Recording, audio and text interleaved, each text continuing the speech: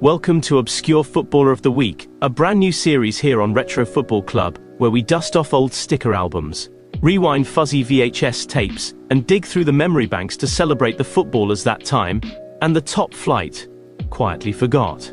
These are the players who may have played a handful of games and disappeared. The transfer flops who arrived with promise and left under a cloud of confusion.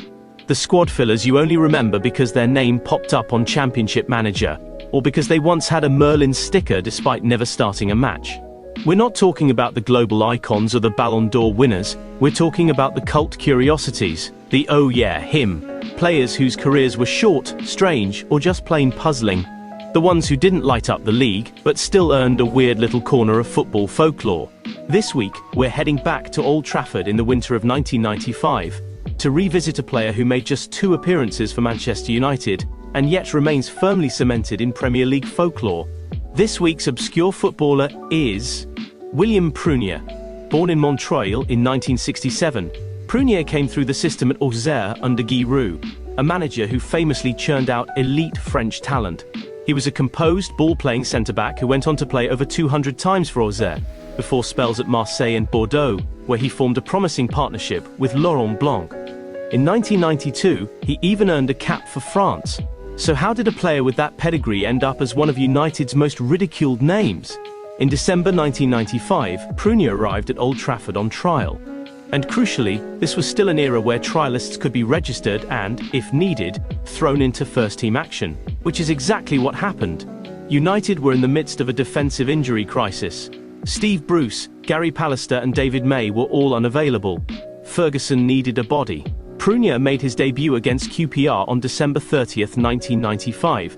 And contrary to the myth that he was dreadful from the start, he actually impressed.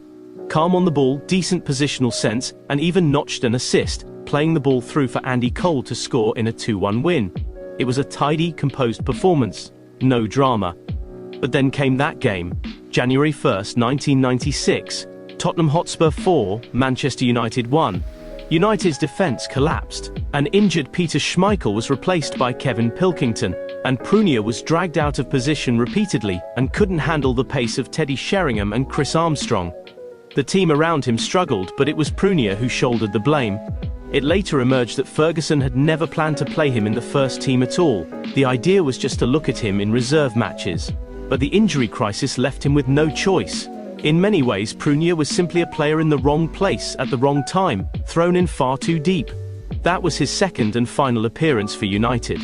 He became a running joke in tabloids, a Premier League punchline, and still to this day is regularly voted as the worst Manchester United player of all time, which in truth is a bit harsh. Because, let's not forget, he played and assisted for the eventual Premier League champions that season.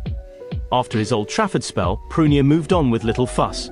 He played for Copenhagen, Montpellier, Napoli, Kortrijk, Toulouse, and Toulon, before retiring in 2004 with Qatari club Al Sailiya. In the years that followed, he moved into coaching, taking charge of a number of lower league French clubs including Cugno, Colomiers, GS Consulat, Toulon, Canet, Roussillon, Bourges, Thonon-Evian, and, as of 2025, he's currently managing AS Villas Houlgate, a non-league side in Normandy. He's kept a relatively low profile, but in interviews has shown no bitterness toward his United spell. In fact, he's often laughed it off, admitting it was a whirlwind, one he wasn't expecting to become so notorious. But that's football.